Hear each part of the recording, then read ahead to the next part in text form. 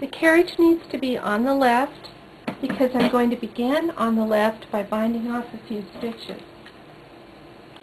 My left-hand side stitches are rehung.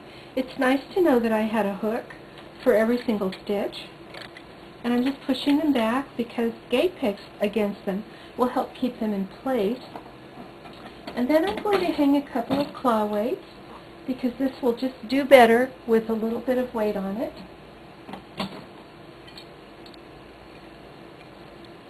And then I'm going to get a new piece of yarn so that I can bind off.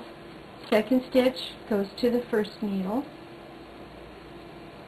Then move them both to the second needle, pull out, and knit through. And then the next stitch goes back to the first needle. Move both stitches over to the next one and knit through.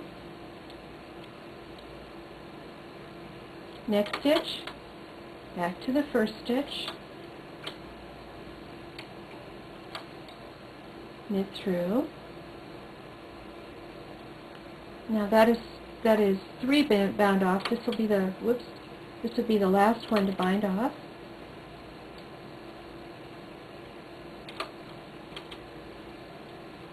And I don't need to knit that one through because I'm going to knit it through as I knit to the right. I'm threading the carriage. I'm going to knit 4 rows and then do the double decrease at the armhole outside here this time and a single increase at the neck, and I'm going to do that every 4 rows until I'm down to the last few stitches.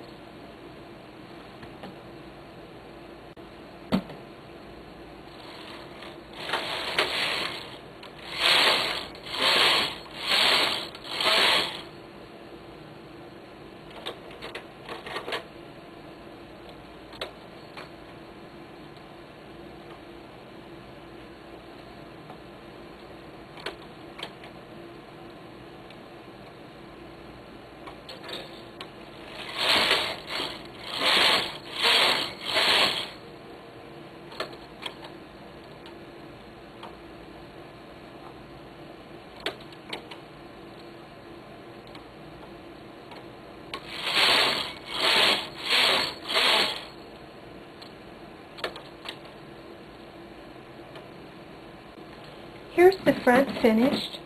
Here's the hem down here with the mock ribbing, and here's the waste yarn, which needs to be removed. Let me get that off. And you can see how it was divided for the neck and how that made 2 little triangles, because raglan sleeves make a triangle and so do V-necks. So it's got a cutaway here for the V-neck and a cutaway here for the raglan sleeve. I think it's kind of interesting that I expected this to take, the whole sweater, to take about 2 balls based on some yardage estimates that I did. And as a matter of fact, I ran out of yarn right here on the second little point. So I think that the small size actually will take 2 balls. I still think it's a very good idea to buy an extra ball that you return. Besides all of those swatches, sometimes you end up having to do 3 or 4 or 5 swatches, and that's a whole ball. So this is how the front looks, and again I'm going to take a big sturdy metal knitting needle and feed it into the front, into this tube formed by the hem, all the way down. I'm trying to actually stay inside and not pop out in spots. After I get it on, I give it a firm tug, and that helps to set that mock ribbing so that it looks a little bit better. And then I'll just smooth it out so you can see that that gathers the mock ribbing a little bit and doesn't have it all yanked with huge threads in between. So that's the front.